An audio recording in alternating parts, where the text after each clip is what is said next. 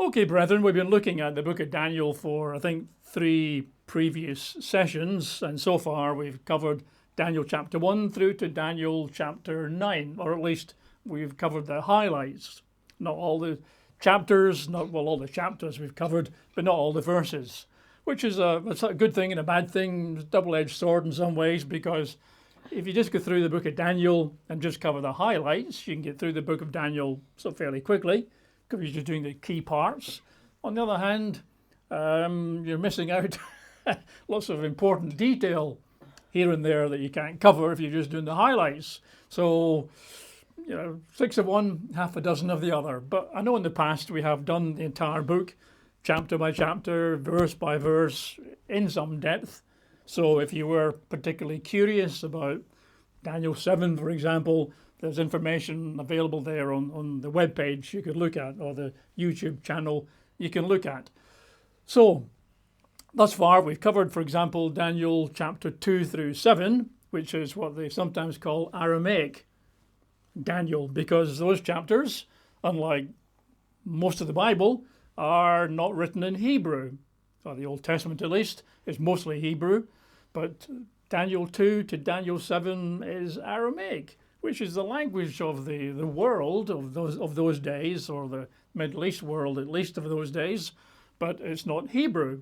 And so we speculated, our friend Mr. Nebuchadnezzar here, speculated that perhaps they're written in Aramaic because the messages, or the key messages of Daniel 2 to 7 are for the world of that day, hence written in their language. We saw, for example, Nebuchadnezzar, Darius, various kings like that, actually wrote out testimonies to say, make sure that you respect, do not blaspheme, recognize, and potentially even worship the God of Daniel, right? Because he's the great God. And if you remember Daniel chapter 4, that's a chapter of the Bible, not written by a man of God, at least not directly. Daniel chapter 4 is written by Nebuchadnezzar, a Gentile king of Babylon. And he wrote a chapter of the Bible, which, if you remember, was his personal testimony of how God humbled him. At the end of it, he said, all nations, all peoples, everybody in my empire better respect the God of Daniel, because he's the God who can rise up and bring down. So always honor that God. So it looks like perhaps the world of that day did get quite a decent witness. Then we get to other chapters in the Bible, and we saw, I think, at least briefly, I mentioned there's such a thing called a chiasmus, or a chiasm, and please happily play on Google if you're interested in that. But what you get is sometimes chapters are arranged in a very particular order. Sometimes within a chapter, the verses are in a particular order. Looks like almost a divine structure sometimes is visible. And what you got, for example, is Daniel 2 and Daniel 7, like if you put them on a bookshelf, Daniel 7, Daniel 2, they sort of fit together. Daniel 2 is 4 empires, Daniel 7 is 4 empires. Daniel 3, Daniel 6, coming backwards there, are 2 chapters that sort of echo each other. Daniel 3, deliverance of Shadrach, Meshach, Abednego from the fiery pit. Daniel 6, deliverance of Daniel from the lion's pit. Then the 2 in the middle, 4 and 5 go together. 4 is Nebuchadnezzar, a great king who humbles himself before God. And the next chapter, 5, is Belshazzar, who blows it, a king who loses out. Right, so there's that interesting structure there. And in particular, we looked in more detail. I think most people tend to get more interested in the prophetical part. So you got Daniel 2 and Daniel 7. Those are the 2 key prophecy chapters, right, so far. And they both talk about 4 nations, right? Daniel 2 talks about those nations stretching out from Daniel's day all the way to the end of the age and the kingdom of God. So that's 2,500 year history. Daniel 7 is the same identities, but all 4 kings are in the end time. That was the key difference there. And as we've seen, those nations which are identified in Daniel 2 and 7 are today Islamic nations. They are. It's not a question of might they be. They are. Babylon, the head of gold, the lion of Daniel 7, is Iraq, still is Iraq. Iraq is an Islamic country. You've got Persia, which we know today as Iran, which is an Islamic country. We've got Javan, as the Hebrew would be, which is Asia Minor. You've got a huge empire in Alexander's day, but the bulk of it, the big major nation today in terms of military prowess and so on, is Turkey, which is a Islamic nation. Then, of course, we've got the fourth empire, the Iron Legs, right? The great terrible beast with the iron teeth. Now, what's that? And I've suggested, my friend here, probably the Islamic realm, which, of course, is Islamic. And Islam and its jihadists are still keen today to spread their form of governance and religion across the whole world. That's an imperative that they've got. And then we got to Daniel chapter 8, the ram and the he-goat, if you remember. That appears to be potentially the next thing that you and I will be looking out for. The next fulfillment of prophecy, or big fulfillment in geopolitical terms, the ram and the he-goat, Iran and Turkey in the main, with a great conflict in the Middle East, right? And any conflict in the Middle East, now you might say, well, if they're blasting cruise missiles at each other and bombers are flying backwards and forwards and there's artillery firing away between Turkey, Asia Minor, that part of the world, and Iran, doesn't bother me. Over here in Idaho or Portugal or Austria or Scotland, well, maybe not directly, but any major conflict in the Persian Gulf, where the oil comes from, will have a huge impact on the world. Because once the oil stops for many months, or the price jumps from today's, whatever it is, $60, $70 a barrel to, let's say, $500 a barrel or $1,000 a barrel, well, the whole world will change dramatically. Wherever you are, your way of life, your cost of living, your national security will be very, very fragile if there's a major conflict in the Persian Gulf area, which Daniel 8 pretty much tells us there will be. Okay? And that, I think, is the next thing we should expect to see, probably. Quick speculation there. Then last week, last time we spoke, we got to Daniel chapter 9, which is the famous 70 weeks prophecy, 70 times 7 being 490 years.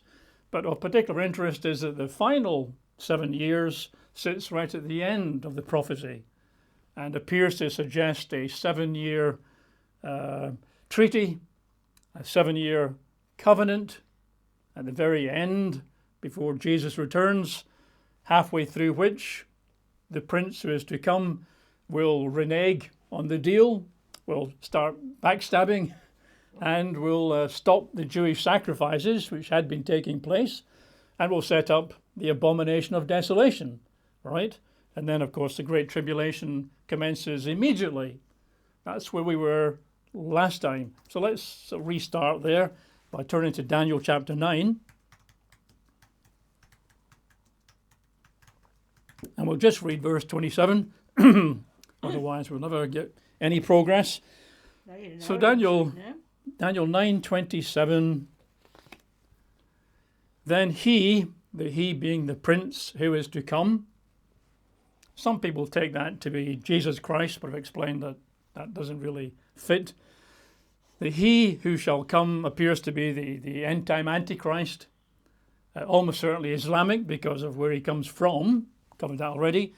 Then he shall confirm a covenant or a treaty or an agreement with many for 1 week, 1/7, 7-year period. So what we're looking for at this point is a 7-year treaty between the Islamic Antichrist, if that's who the prince is, and many.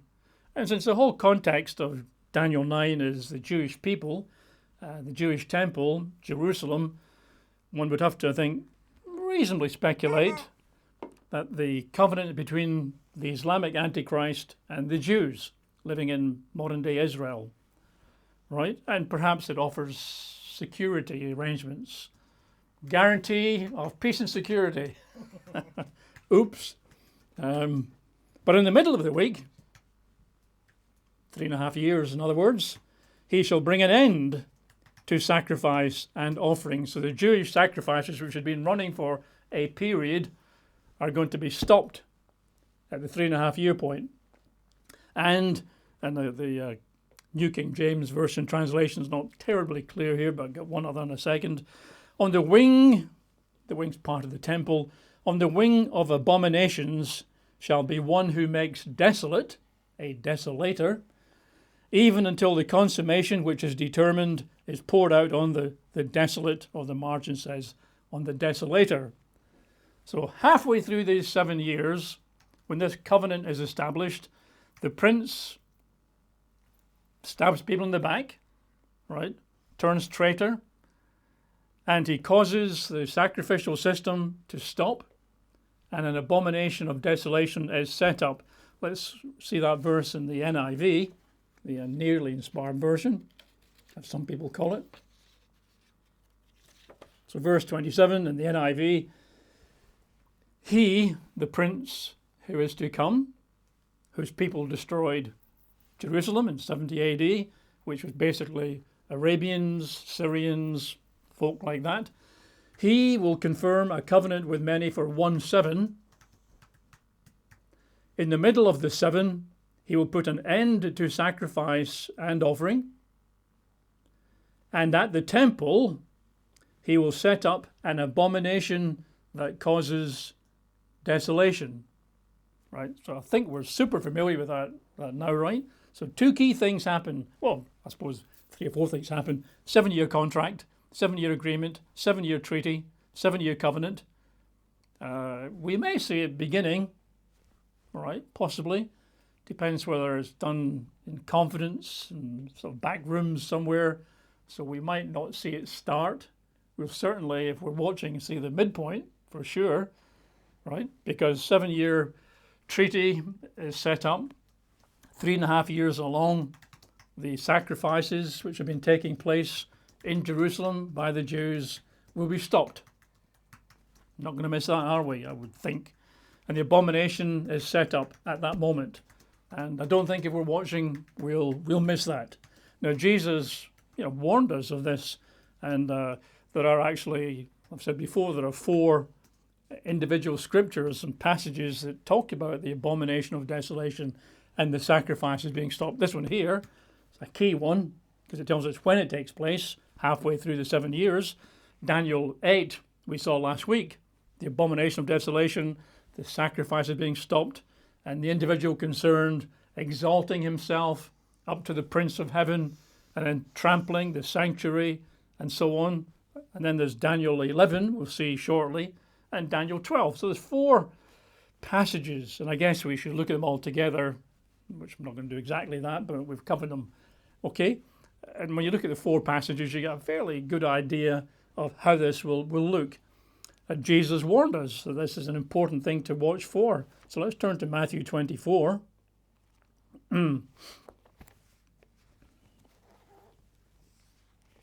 Matthew chapter 24, we're going to read verses 15 to 22.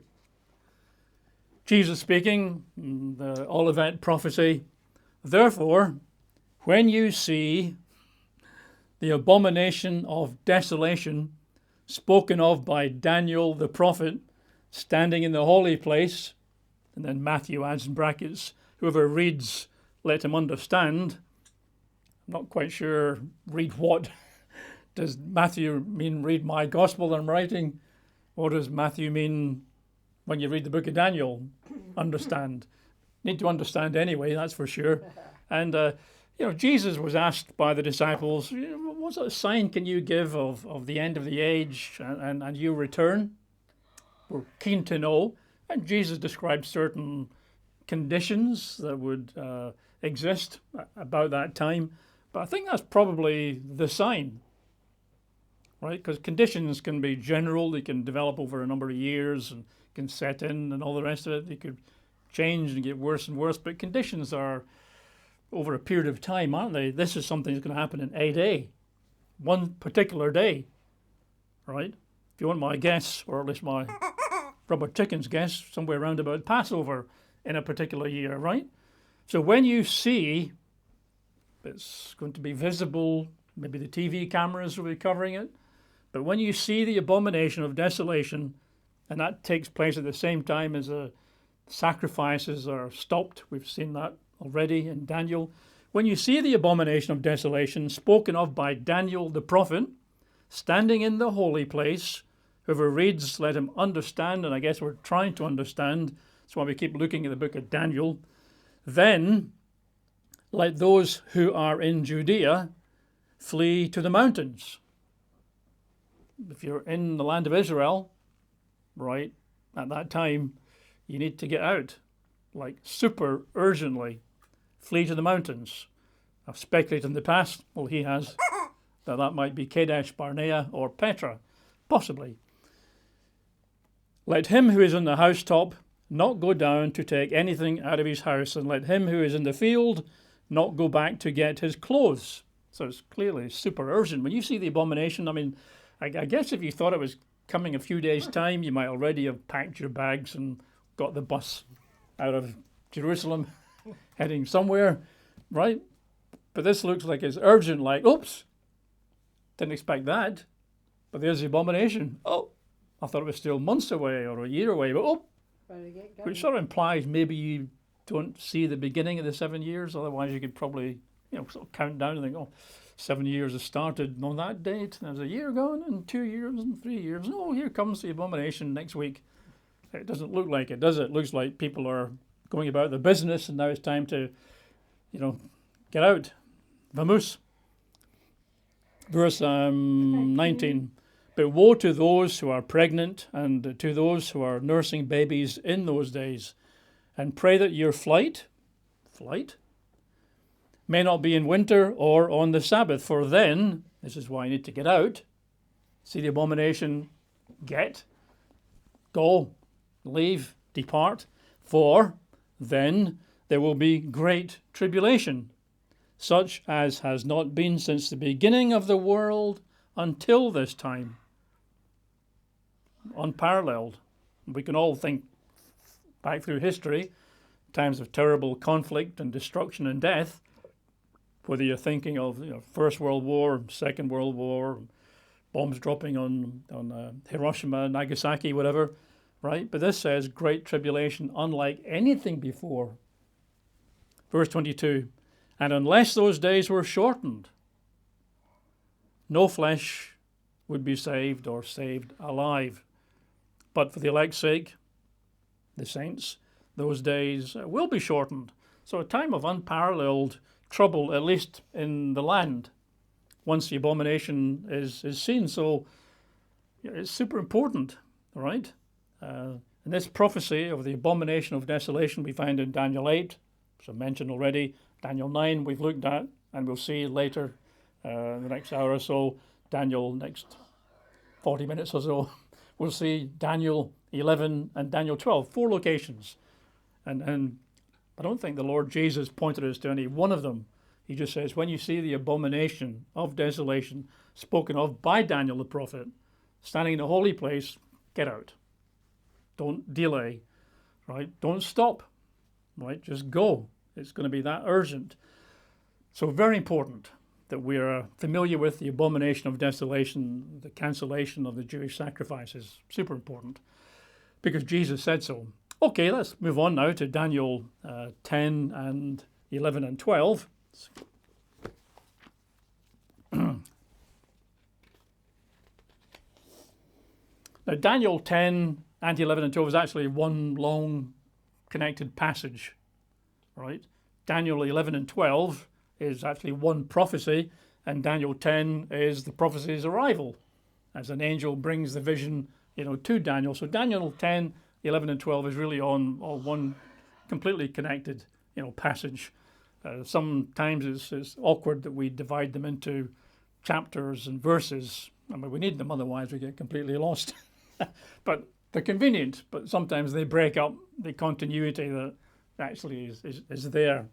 And the prophecy that starts in Daniel 10, when the angel arrives and goes all the way through to the end of 12, goes all the way through to the resurrection of the saints. So it's the end, right?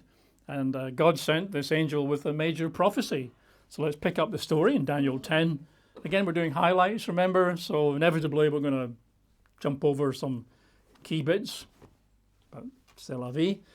Daniel 10, let's read verses 2 through 6. In those days, I, Daniel, was mourning 3 full weeks, or sevens, but obviously not 7 years.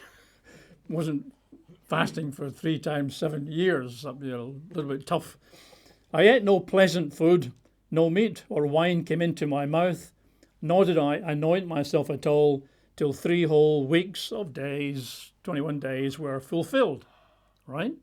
Now on the 24th day of the first month, as I was by the side of the great river, that is the Tigris, I lifted my eyes and looked, and behold, a certain man, only it turns out to be an angel, clothed in linen, whose waist was girded with gold of Uphaz.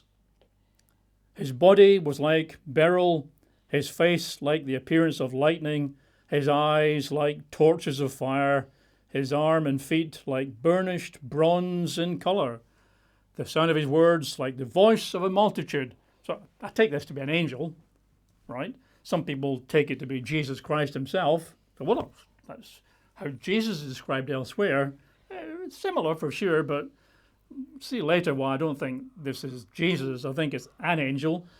Got a sneaky feeling, sort of speculating, it's the angel Gabriel, because he's one of God's key messengers, right? We read Gabriel in the previous chapter, chapter 9. Gabriel brings 70 weeks prophecy to Daniel. Gabriel sent to Mary to tell her about the baby that will be born, right, of her. So I think Gabriel's a key messenger, but it doesn't say, so that's my speculation. But I don't think it's Jesus Christ. Drop down to verses 10 to 14. So what happens is the standard, Daniel falls on his face in a faint, and to be fair, I guess with a fair chance we all would do that. Verse 10, suddenly a hand touched me, which made me tremble on my knees and on the palms of my hands. And he, the angel, said to me, O Daniel, man greatly beloved. Quite a decent commendation. If God sends an angel, and the angel says, you're really loved by God, you know. Oh, really? Oh, fancy that. Understand the words that I speak to you and stand upright, for I have now been sent to you. While he was speaking this word to me, Daniel still trembling. Then he said to me, do not fear, Daniel, for from the first day that you set your heart to understand and to humble yourself before your God, your words were heard. On day 1, Daniel goes down, prays, sets his mind to fast and humble himself, and God immediately heard, and as we'll see here, immediately sent this angel to go to Daniel and bring him this great prophecy that culminates, the time up to the kingdom of God. I have come because of your words, verse 13, but the prince of the kingdom of Persia withstood me 21 days. That's the length of time that Daniel was fasting and praying, 21 days. And behold, Michael, one of the chief princes, came to help me, for I'd been left alone there with the kings of Persia. Now I have come to make you understand what will happen to your people, the Jews in particular, Jerusalem, in the latter days. For the vision refers to many days yet to come. This vision that the angel has brought to Daniel really relates to the end of the age, the end time, thousands of years after the days of Daniel, and we'll get to the prophecy shortly. But you can see there, looking at that little bit, here's the angel, and God has sent him on day 1 to answer Daniel's prayers, and the angel, right, is held back for 21 days by the prince of the kingdom of Persia, clearly a spirit being, right? The Greek version of Book of Daniel refers to the prince as Archon, Archon, the Archon, and quite a few people in biblical terms prefer the term Archon, right? It means a very powerful spirit being. The prince of the kingdom of Persia. So over the kingdom of Persia, it wasn't just, the leaders, physical leaders. There was actually a great spirit being. And he said, oh, you're not passing here. No, you're not going to give this prophecy to Daniel. I'm stopping you. So this angelic being, obviously a dark angelic being, this Archon over Persia, or modern-day Iran, actually stops the angel for 21 days until Michael, the archangel, the archprince, comes to help out. And with the help of Michael, now this angel, possibly Gabriel, can get through and bring his prophecy, to Daniel. So it illustrates for us that there's actually sometimes conflict in the heavenly realms. Just because God sends an angel doesn't mean the angel immediately gets through. You might think he would, right? And that's why, by the way, I don't think the angel was Jesus. I think if Jesus had headed off from the Father with the prophecy for Daniel, he'd have got there, 5 minutes later. Right. I don't think any angel would sort of stop Jesus for 21 days. Only Michael come along to provide the help and support. I don't think that's the case. But what it could mean that today, if God's trying to get some help to you or to me, that potentially, and we're praying for it, and waiting in faith for it, potentially there's conflict above us in the heavenlies that we don't see, right? So we better be patient and endure until the help that God has sent has arrived, right? Because we don't necessarily know these things. Right, let's... Okay, so that's chapter 10 pretty much. When we get to chapter 11 and 12, this is the details of the prophecy that this angel brought. So God sent the prophecy, held back for 21 days by this spirit being over Persia, and later on it talks about spirit being over Greece or Japan.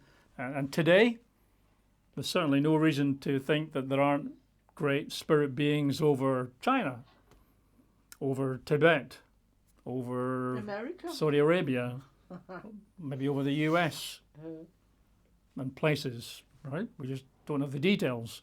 There's a few hints here and there, but not many details. But we go to 11 and 12, and we're looking at what is identified as the longest prophecy in the Bible, right? And it's so detailed that historians are suspicious, because most historians, most scholars are not God believers. So they can read through 11 in particular, chapter 11 in particular, and see lots of details, very specific details of things that happened hundreds of years after Daniel was around. So they conclude that it's not written by Daniel. We don't believe in prophecy. So what they've concluded, and you find this in many more liberal commentaries, is that the book of Daniel was written after the event. So somewhere around about maybe 200 BC, some proto-Daniel, some pretend pseudo-Daniel pops up and writes what's already happened, right? And calls it prophecy, but actually was written centuries or decades after the events because they're so accurate, right? But I think we know a bit differently. I think we believe there was a Daniel because we just read Jesus, who said, when you see the abomination that Daniel the prophet talked about, then do this. So clearly Jesus believed the prophet Daniel existed, right? And I think we're fair to do so as well. So it's not that Daniel's some very late forgery that came on the scene. Now, when we look through Daniel 11 and 12, and again, this is highlights, not details, we'll find it's essentially the story of the king of the north endlessly battling the king of the south, and vice versa. Right? That's a battle that lasted over 2,000 years and will continue right up to Jesus Christ's return. So two key players, the back of your mind as we look through 11 and 12, is King of the North and King of the South. That's the two main players. And in my Bible, I've used my highlighters to sort of colour in the King of the North, whatever that appears, I colour in blue. King of the South, for some reason, I've coloured in pink. Not very masculine colour. But that allows me just to look at that and just flip over and say, oh, there's about, best part of nearly 20 references to the King of the North and the King of the South. You probably can't see it, I don't suppose, but you might be able to see something there. If you can see pink and blue. Yeah. Right. So everywhere there's pink, it's the King of the South. Everywhere there's blue, it's the King of the North. But it just allows me to see instantly the two key players, right? Which is quite important. And it comes right up to our day. The time of the end, the King of the South, King of the North are still having a go at each other, right? It's just one of those things. Now, who are the kings of the North and the kings of the South? Well, again, we're doing highlights. So I have spoken of this in more detail in the past. But essentially, the huge empire of Alexander the Great, well, he died quite young, I think, early 30s, and his death was quite sudden. His empire was massive, from Macedonia right the way across through Asia Minor, Turkey, through Saudi Arabia, I think, through Iran, Iraq, Syria, way across to India, North Africa, huge empire. But the guy died sort of suddenly, and of course left no successor. So as you'd expect, the generals all thought they should be in charge. So the huge empire split into 10 or 15 bits, 10 or 15 generals. They fought each other for decades. Occasionally there might be intermarriage between one bit of the empire and another bit, and they might merge and so on. Eventually they shrank from about 10 to 15 down to two key players, two legacies from the huge empire of Alexander the Great, the King of the North and the King of the South. So we've got, I think, a map we can stick up here.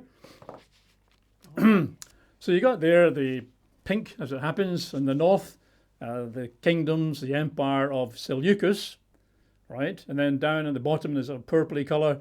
You've got Ptolemy, other great general.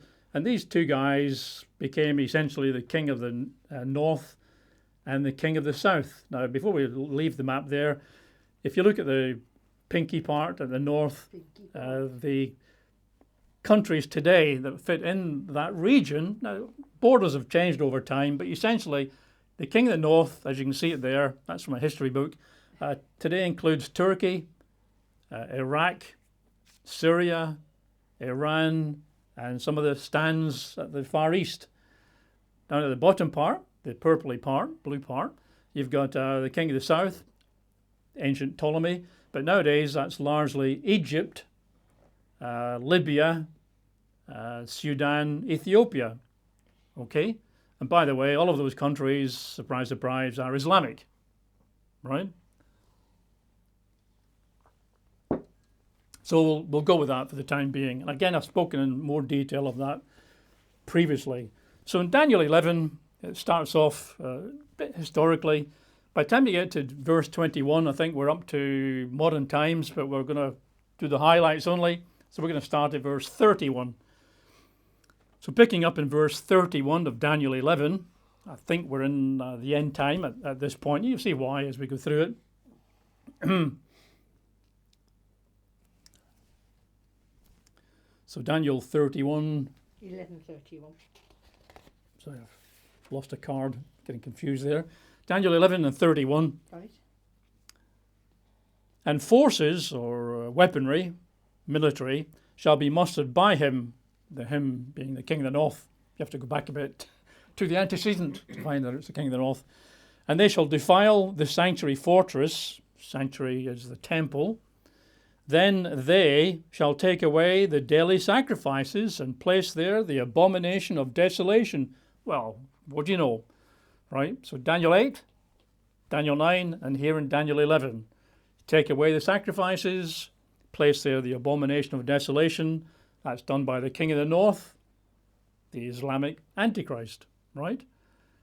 Who will defile or trample the sanctuary, the temple, sanctuary fortress. Verse 32, those who do wickedly against the covenant, he shall corrupt with flattery.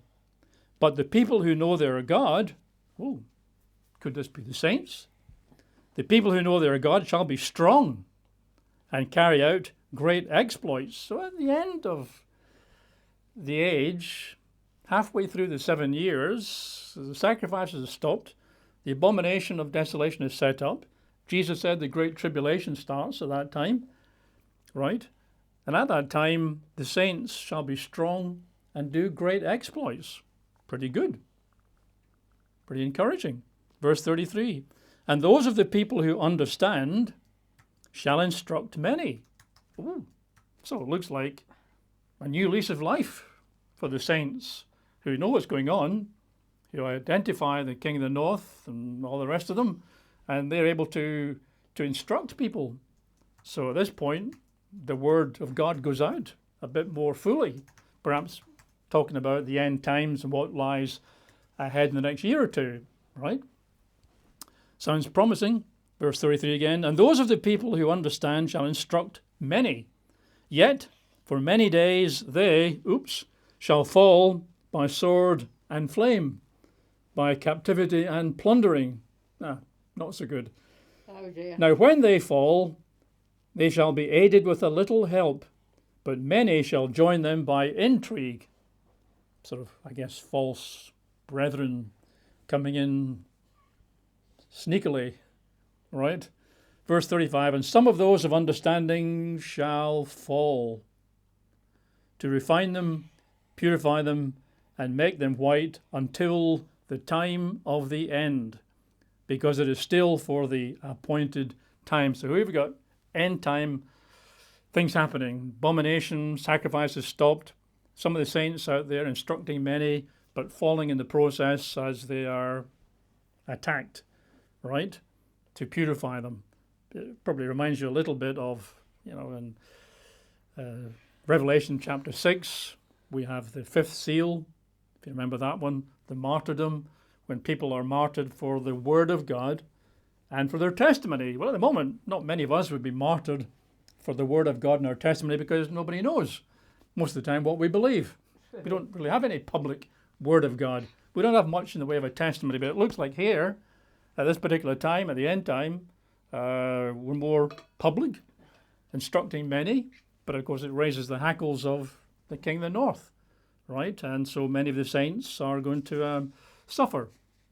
Like Jesus said, time of great tribulation, except those days were cut short, nobody would survive.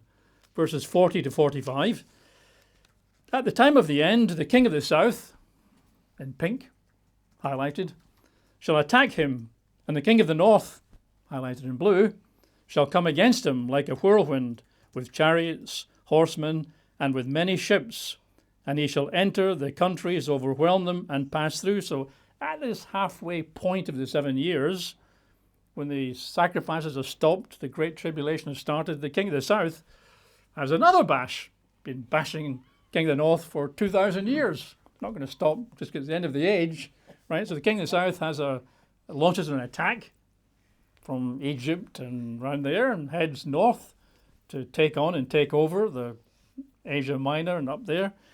Verse 41 goes, the king of the north reacts and heads south, as you can just see there.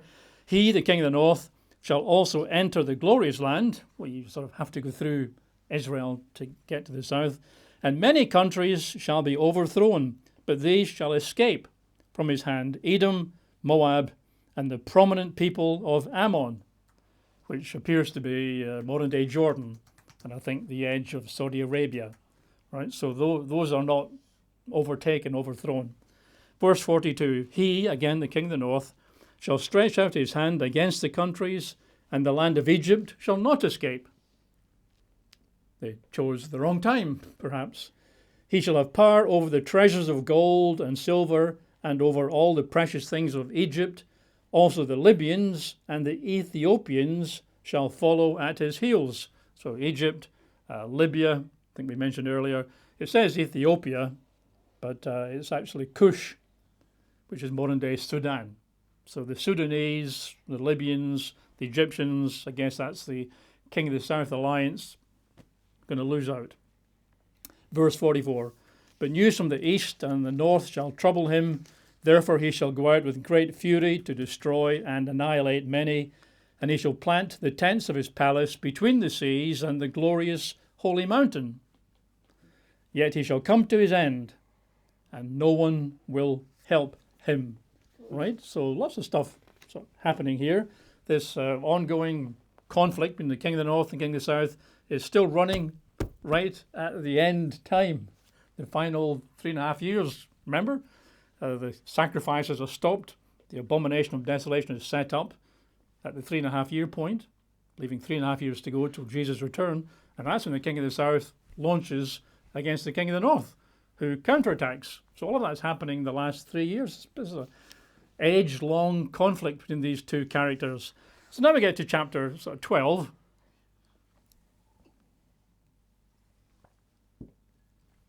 But remember, chapter 12 is just the ongoing lengthy prophecy that started in Daniel 11 that the angel brought in Daniel 10. Like I said earlier, chapters are quite handy, but at times they can, break up the flow. If you're a person that reads a chapter a day, some people do, okay, yeah, that's fine.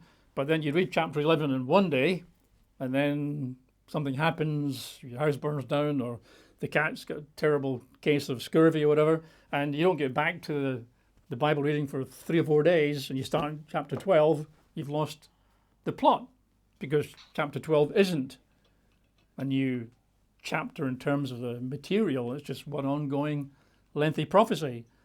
Now, we need chapter breaks just for convenience, otherwise we'd never get anywhere. If somebody says to you, well, if you didn't have chapters, for example, and verses, and somebody says, well, let's turn to let's turn to the Old Testament scripture that talks about David fighting the giant Goliath. Right, let's go. Where is it? Well, it's in one of the books in the Old Testament.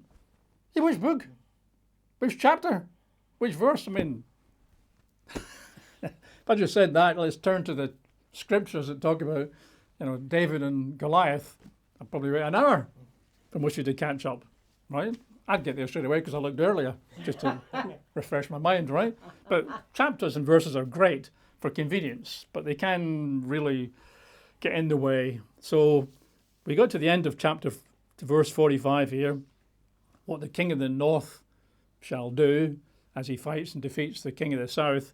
Chapter 12 is just the same continuing story. Nothing has changed. It's not a new break, right? So let's read verses 1 to 3. At that time, when the King of the North, King of the South, having this go at each other, at that time, Michael shall start. We saw Michael, that's the archangel, right? At that time, Michael, the archangel, I'll stick that in there, shall stand up, the great prince who stands watch over the sons of your people. That would be the Jews specifically, because this is to Daniel, who's asking about what happens to Jerusalem, what happens to the house of Judah, what happens to my people. You could extend that perhaps a little bit to Israel, but specifically he's talking about Jerusalem and the people of that area. And there shall be a time of trouble such as never was since there was a nation, even to that time. That's what Jesus talked about, right? Great tribulation, unlike anything that's happened before, and never shall be. And except those days are cut short, no flesh. This is the same time, right? So I think you can see here 12 verses 1 and 2, or so 1 actually, 12:1. We've got a time of trouble unequaled. That's clearly the Great Tribulation, right? And at that time, at Great Tribulation time, Michael the archangel stands up. And at that time, carrying on, your people shall be delivered, everyone who is found written in the book. And many of those who sleep in the dust of the earth shall awake, some to everlasting life, some to shame and everlasting contempt. Well, if you're sleeping in the dust and awaking, that's the resurrection, right? So it's taken us right up to the end of the end time and the days when the resurrection of the saints will take place. Verse 3, those who are wise shall shine like the brightness of the firmament, and those who turn many to righteousness like the stars forever and ever. Which seems to be a sort of description of resurrected and changed, glorified saints, shining like the stars in heaven, right? So this is relevant, right, to us, because this is not only just end time, this is end of the end time, right? When there's trouble like there never was with any nation before. And many of those who sleep in the dust will be resurrected, and they'll shine like the stars in heaven. So we've pretty much got when the time is. It's the time of the resurrection. It's the crisis at the close, I think. So Mr. Moffat used to translate that. Let's continue and read verses 4 and 9. But you, Daniel, so Daniel's keen to know how this will all work out. Of course he is. Why wouldn't you be? And since he's been the guy who's been praying and fasting, he sort of deserves an answer. But he's not going to get one, at least not entirely satisfactory answer. Verse 4, but you, Daniel, shut up the words and seal the book until the time of the end. Many shall run to and fro, and knowledge shall increase. So Daniel's told to seal this up. Not for you, Daniel, right? This is sealed until the end time, which is actually thousands of years in Daniel's future. Look at verse 9. And the angel said, go your way, Daniel, for the words are closed up and sealed till the time of the end. So go your way just means get on with your life, Daniel. You get things to do, places to go, people to see, TV programs to watch. Get on with it. This isn't really for you, right? This is to be sealed up, closed up, and sealed till the time of the end. Get back to watching the Kardashians, right? And Did he watch your Kardashians? Probably sealed up to the time of the end. Fair enough, but I would have quite liked to know. But he's not going to know, right? Oh. And so really, and one of the conclusions you can sort of draw from that is that anybody who has expressed a view as to exactly what Book of Daniel means is probably wrong, right? That could include me, of course. But I'm honest when I say that, and I'll just blame my rubber chicken. It's sealed until the time of the end. Now, if we're at the time of the end or thereabouts, then fair enough. It will be unsealed and become clearer. But all of those people who were giving, details 50 years ago, 100 years ago, etc., Seventh-day Adventists, Ellen G. White, people like that, right? Well, sincere. Yeah, I'm not going to say otherwise. People of sincerity, people who are intelligent, people who laboured hard. Unfortunately, it's sealed up. End of story. Sealed. You can't understand it properly until the time of the end. One of the great scholars of the past was Sir Isaac Newton. I think we have just a picture of his book here. Sir Isaac Newton tells us why an apple falls down from the sky and all that sort of stuff. But Sir Isaac Newton was a fantastic scientist, mathematician, musician, scholar, historian, all that type of stuff, like people were in those days. Way back in the early 1700s, he wrote that book, Observations upon the Prophecies of Daniel and the Apocalypse of St. John. That's the book of Revelation, right? So that was published, I think, shortly after his death in 1733, right? So that's nearly 300 years ago. Well, the guy's an intellect out to here, fantastic brain, right? And sincerity, absolutely. And he believed in God, absolutely, right? And his book, I think, is about 300 pages in length, detailed. But what could he do? It's been sealed until the time of the end. So almost any historic explanation is going to fall short, right? Okay, let's move on and read verses 5 through 10. Then I, Daniel, looked, and there stood two others, one on this river bank and the other on that river bank. And one said to the man clothed in linen who was above the waters of the river, how long shall the fulfillment of these wonders be? Then I heard the man clothed in linen, who was above the waters of the river, when he held up his right hand and his left hand to heaven, and swore by him who lives forever, it shall be, that's how long it's going to last, times, and half a time. And when the power of the holy people has been completely shattered, all these things shall be finished. It's going to take a time, times, and half a time, which I think most people accept to be 3.5 years. A time is a year. Times is 2.5, you get 3.5 years, which is about 1,260 days, right? Fair enough. Other than, I'm sure that's the duration, 3.5 years. Unquestionably, that's what it says. But times, and half a time, times, half a time isn't just any old 3.5 years. So I've covered this in the past, in the detailed stuff we did. The word for time is moed, times moedim. That's typically used of a holy day, an appointed time, like in Leviticus 23.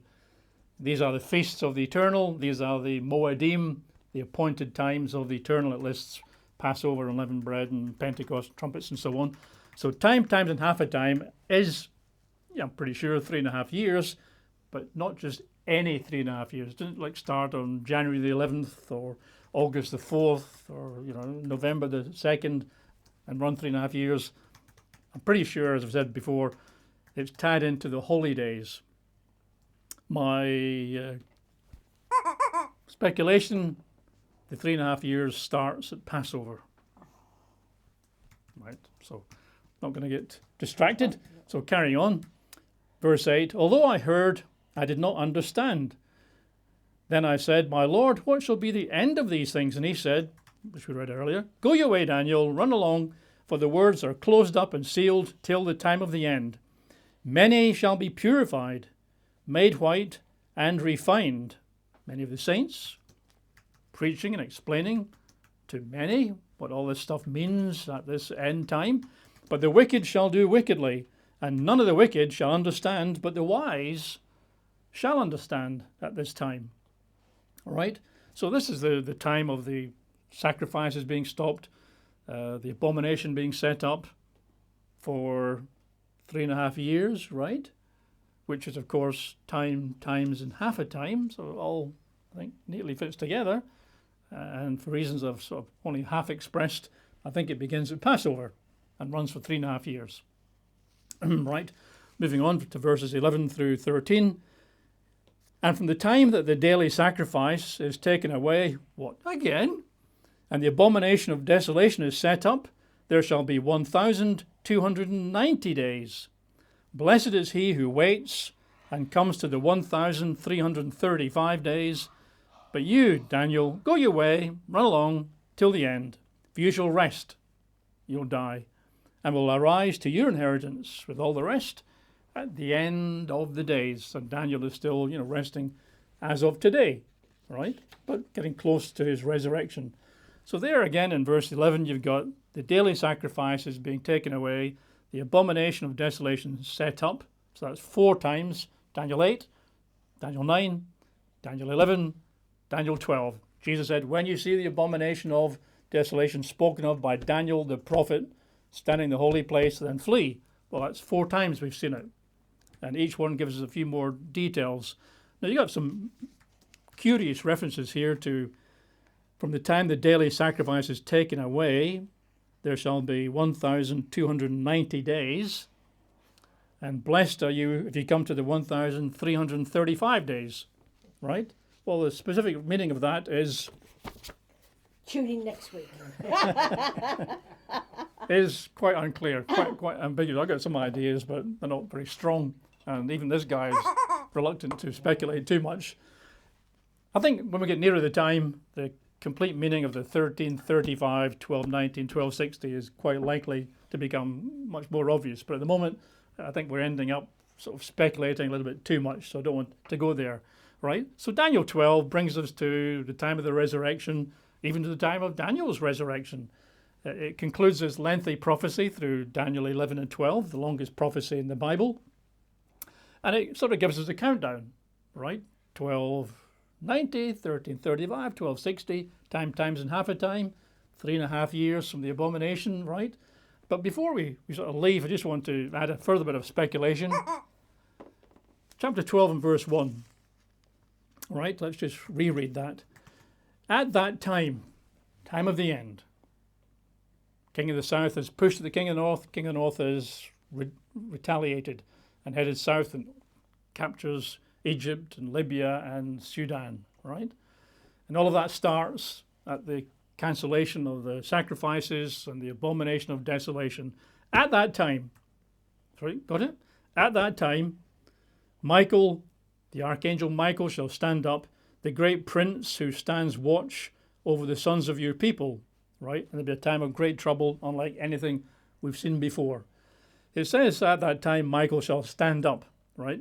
The Hebrew really means will take a stand. It's not that he's sitting in an easy chair somewhere and passively playing his video games, like Fortnite or something, and now he stands up. Oh, what about stand up now? That's not what it means. It means he'll take a stand. In other words, he's going to go into action. At that time, Michael, the archangel, goes into action. The warrior angel goes into action at that time, right? What happens at that time? Well, let's turn to Revelation 12. This is the speculative part. But I think it's very plausible. I don't think it's a wild speculation for reasons I'll sort of explain. So Revelation 12 is about the woman clothed with the sun, the moon under her feet and so on, right? We sort of covered that in the past in the Revelation series. But this is about the end of the age. This is about the history and future of the people of Judah, right? The woman who gave birth to the male child, right? So Judah, well, that's what Michael stands up for, the people of Judah. So contextually, right? And this, I think we'll see equally, is the end time. Because in the first third, we've got reference to 1260 days, verse 6 in fact. She has a place prepared by God that they should feed her there 1,260 days, 1260. And at the last third, verse 14, the woman was given 2 wings of a great eagle that she might fly into the wilderness to her place where she is nourished for a time, times half a time. Right? So there are contextual similarities to Daniel 12. It's Judah. It's 1260 days. It's time times and half a time, right? So the context, I think, sort of pushes you towards a certain time period. Let's move on now and read verses 7 through 9. And war broke out in heaven. Michael, here he comes, the warrior angel, Michael and his angels fought with the dragon. And the dragon and his angels fought. But they did not prevail, nor was a place found for them in heaven any longer. So the great dragon was cast out by Michael, that serpent of old called the devil and Satan, who deceives the whole world, cast to the earth, and his angels were cast out with him. So Michael goes into battle. He stands up for the people of Judah at this time, casts the devil down to the earth. This is Michael going to war, which I'm pretty sure is Daniel 12:1. The days come, the days of the worst trouble ever in the earth, the time leading up to the resurrection. Michael stands up, and here we find out what Michael does when he stands up. He defeats the devil, throws him to the earth. Look at verse 12. Therefore rejoice, O heavens, and you who dwell in them. Woe to the inhabitants of the earth and the sea, for the devil has come down to you having great wrath, because he knows he has a short time. When the devil's thrown down by Michael, the archangel, the devil knows he's got hardly any time left, very short time, right? And Michael stands up at round about the time of the sacrifices being stopped, the abomination being established, things around that. That's when Michael stands up. That's when Michael takes his stand. That's when Michael goes to war. That's when Michael throws down the devil. That's when the devil knows he's only got a short time left now. Look, drop down to verse 17. And the dragon was enraged when he was cast down with the woman, and he went to make war with the rest of her offspring, who keep the commandments of God and have the testimony of Jesus Christ. Goes after the saints to destroy them. How does he destroy them? The next chapter we're not going to read. The beast is raised up by the devil, and the beast goes after the saints to war against them and to overcome them and to destroy them. The fifth seal of Revelation chapter 6, right? Where the saints are executed for the word of God and for their testimony. And that's on the behest of the devil who'd been thrown down. So as many people will point out, the book of Revelation It is a book full of allusions, not illusions, don't confuse them. Book of Revelation is full of allusions and references to the book of Daniel. They go together. That's why Sir Isaac Newton gave his book the observations on the book of Daniel and the book of Apocalypse, the Revelation, because they go together. Everybody knows that, I think, pretty much. So we've seen most likely in chapter 12 here in Revelation, the story of Michael going to war to throw down the devil to the earth when he knows his time is very short, is almost certainly a reference back to chapter 12, verse 1, when Daniel says that, the angel says that Michael now takes a stand. Okay, so that's pretty much us concluded in Daniel. And Daniel 12:1, if it is indeed the Revelation 12 reference, means that at this stage of the game, the devil's not been thrown down. People often say, well, do you think the devil was thrown down thousands of years ago, or in the days of Jesus, or in the days of Charlemagne, or the days of whatever? Well, if this is correct, then verses 7 through 9 haven't yet happened. The devil is yet to be cast down. Michael has not yet taken his stand. That's how I read it. Okay, that's us look through the book of Daniel, I think, for the third or fourth time. Right? It's very important to understand it as best we can as we head towards the end time. Jesus said when you read about the abomination of desolation spoken of by Daniel the prophet, then flee. Matthew writes, he who reads, make sure you understand it. But we're trying hard. So that's several times we've been through it. Hopefully, key aspects of the book of Daniel are slowly falling into place. But of course, the final, I guess, caveat is, remember, with prophecy, we always see through a glass darkly. One day that might change, of course, but not perhaps very soon. Okay, that's us concluded the book of Daniel for the time being and concluded today's Bible study.